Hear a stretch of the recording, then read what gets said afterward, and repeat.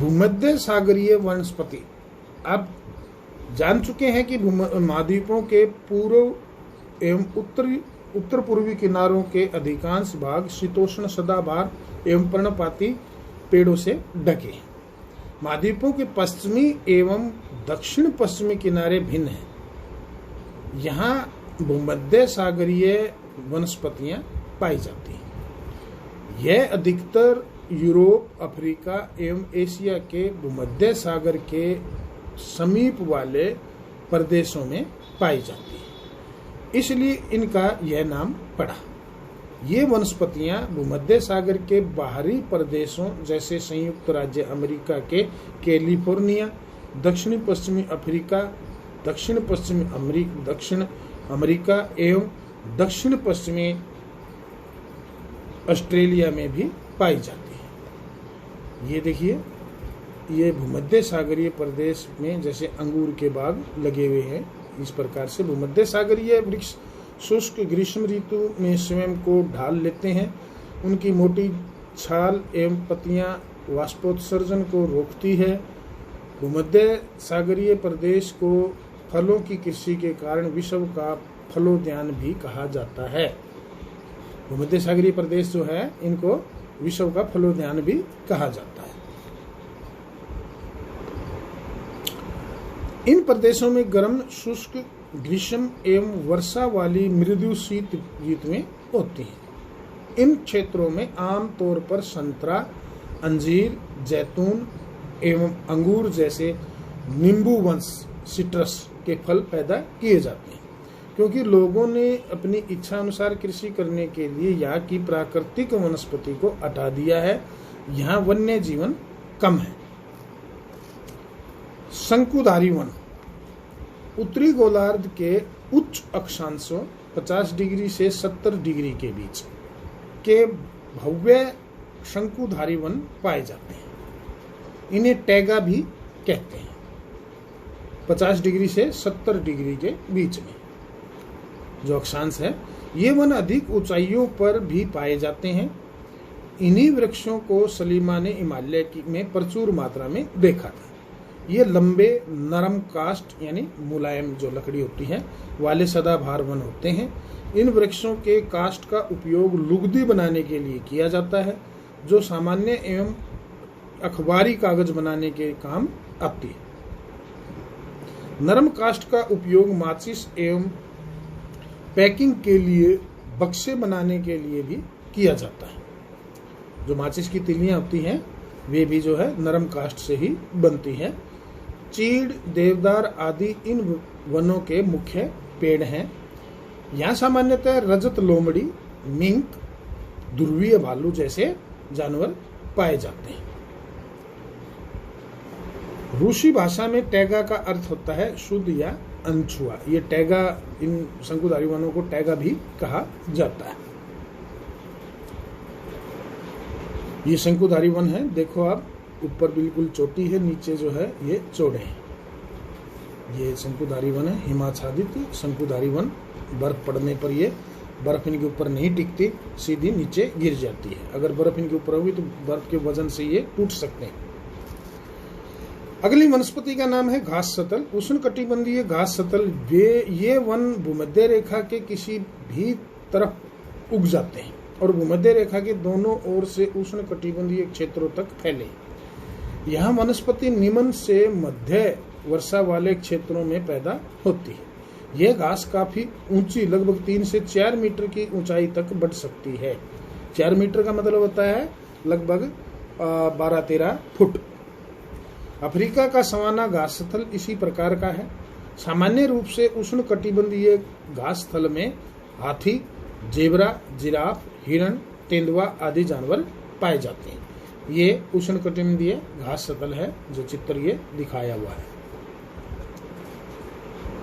शीतोष्ण घास स्थल ये मध्य अक्षांशीय क्षेत्रों और महाद्वीपों के भीतरी भागों में पाए जाते हैं। जो मध्य अक्षांशीय क्षेत्र हैं, यहाँ की घास आमतौर पर छोटी एवं पौष्टिक होती है।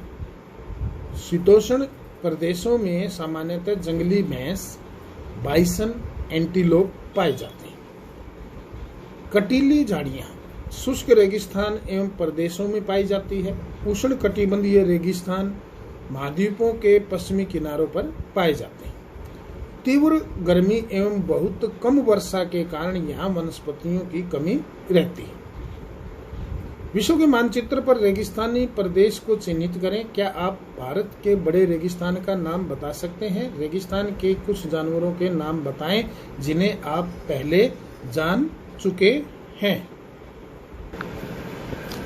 तो भारत में जो रेगिस्तान है, जो भारत का बड़ा रेगिस्तान है, तो उसका नाम क्या है? थार मरुस्थल। थार मरुस्थल में जो है ऐसे बहुत सारी जो चीज़ें हैं, जैसे इसमें पाए जाने वाले पशु जो है, जैसे ब्लैक बक, काला हिरण भी बोलते हैं। इसमें नर के सींग होते हैं बड़े बड़े, लेकिन मादा में सींग नहीं होते। चिंकारा एक हिरण की प्रकार है, वो भी अपने भारत के रेगिस्तान में पाए जाते हैं। यहाँ पर मोर है जैसे, और दूसरे सरीसृप आदि जो है वो बहुत पाए जाते हैं। नील गाय है, ऊंट है, ये आदि।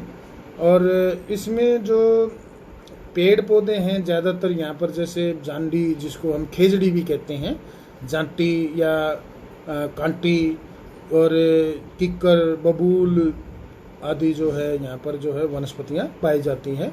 और यहाँ पर बाजरा है, सरसों है, चना, मूंग, मोठ आदि जो फसलें उगाई जाती हैं। यदि आप ध्रुवीय प्रदेश में जाएंगे तो वह स्थान आपको अत्यधिक ठंडा मिलेगा। यहाँ बहुत ही सीमित प्राकृतिक वनस्पति मिलती है। यहाँ केवल काई, लाइकेन एवं छोटी झाड़ियाँ पाई जाती हैं। काई एक वनस्पति होती है, आपने देखी होगी, जब तालाब वगैरह वगैरह में ऊपर जो हरा हो जाता है पानी, तो उसके ऊपर जो है छोटे छोटे जो है वो ऐसा लगता है जैसे कुछ पत्ती सी होती हैं, वो असल में उसको हम काई कहते हैं। वो एक वनस्पति का ही नाम होता है। लाइकेन और छोटी झाड़ियाँ पाई जाती है। ये अल्पकालिक ग्रीष्म ऋतु के दौरान विकसित होती हैं। इसे टुंड्रा प्रकार की वनस्पति कहा जाता है। ये देखिए यहाँ पर टुंड्रा शब्द आया है, तो किस वनस्पति के लिए पाया गया? जो अत्यधिक ठंड होती है उन स्थानों पर जो पाई जाती है, जैसे काई, लाइकेन और छोटी झाड़ियाँ।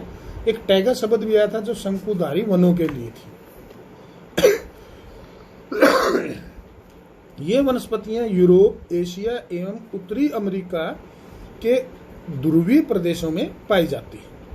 यहाँ के जानवरों के शरीर पर मोटा फर यानी जो रोए जो निकले होते हैं, उन पे काफी जो है बहुत लंबे जो बाल होते हैं, एवं मोटी चमड़ी होती है जो उन्हें ठंडी जलवायु में सुरक्षित रखते हैं। यहाँ पाए जाने वाले कुछ जानवर हैं, जैसे सील, वालरस, कस्तूरी बैल, ध्रुवीय उल्लू, ध्रुवीय भालू और बर्फीली लोमड़ी, यानी बर्फ में रहने वाली लोमड़ी। ये आप साथ में एक बॉक्स बनाया हो कि क्या आप जानते हैं विभिन्न प्रदेशों में घास स्थल विभिन्न नामों से जाने जाते हैं। इनको आप याद करें। उष्ण कटिबंधीय घास स्थल, पूर्वी अफ्रीका में इनको सवाना कहते हैं, ब्राजील में कंपोस, वेनेजुएला के अंदर लानोस, और शीतोष्ण कटिबंधीय घास स्थल है, उनके अलग अलग नाम है। अर्जेंटीना में इनको पेम्पास कहते हैं, उत्तरी अमेरिका में इनको प्रेयरी कहते हैं, दक्षिणी अफ्रीका में इनको वेल्ड कहते हैं, मध्य एशिया में इनको स्टेपी कहते हैं, और ऑस्ट्रेलिया में इनका नाम है डान। तो अलग अलग स्थान पर जो है उष्ण कटिबंधीय और शीतोष्ण कटिबंधीय जो घास स्थल है, उनके अलग अलग नाम से उनको जाना जाता है। सलीमा के पिता ने उसे कुछ घने वनों के चित्र दिखाए। कुछ चित्रों में सलीमा ने देखा कि लोग वृक्षों को काटकर वनों को साफ कर रहे हैं। उसके पिता ने बताया कि स्थानीय लोग कृषि एवं आवास के लिए स्थान चाहते थे, इसलिए उन्होंने वनों को साफ कर दिया। सलीमा सोचने लगी, अगर वनों को साफ कर दिया जाता है तो वन्य जीव कहाँ जाएंगे? क्या वे पुनः वैसे ही बन पाएंगे? अगर लोग इसी प्रकार पेड़ों को काटते रहे तो भविष्य में पर्याप्त ऑक्सीजन, जलवाष्प, लकड़ी, फल, मेवे आदि मिल पाएंगे? तो यहाँ पर एक प्रश्न उत्पन्न होता है कि हमें जो है वनों को नहीं काटना चाहिए, क्योंकि वनों को काटने से हमारा जो है पर्यावरण जो है वो गड़बड़ा जाता है। और जैसा कि अभी बताया कि जीव जंतु जो वनों में रहने वाले हैं वो लुप्त हो जाएंगे, और वनों से जो हमें ऑक्सीजन मिलती है वो हमें नहीं मिल पाएगी। वनों से जो जलवाष्प मिलता है जिसके कारण बारिश होती है वो नहीं मिल पाएगी, लकड़ी भी नहीं मिल पाएगी, और जो फल मेवे आदि है ये भी हमें प्राप्त नहीं होंगे। तो ऐसे में आप सोच सकते हो कि मनुष्य का जीवन कितना दुर्भर हो सकता है। यहाँ पर देखिए ऊपर दिया है ध्रुवीय भालू, ये है वालरस, और ये जो है सील, वालरस, ये पानी में रहने वाले जीव हैं। क्या आप सलीमा से सहमत हैं? अपने दोस्तों के साथ वनस्पति एवं प्राणी जगत की विविधता में हो रही कमी पर चर्चा करें। इसके संरक्षण के बारे में कुछ सुझाव दें। तो ये पाठ इतना ही था। इस पाठ को आप बार बार सुनिए और उसके बाद इसके जो प्रश्न उत्तर है उन प्रश्नों के उत्तर ढूंढने की कोशिश कीजिए। और इस पाठ को, ये पाठ अगर आपको समझ आया है और पसंद आया है तो इसको लाइक करें, और अब तक अगर आपने इसको सब्सक्राइब नहीं किया है तो कृपया करके इसको सब्सक्राइब जरूर करें। धन्यवाद।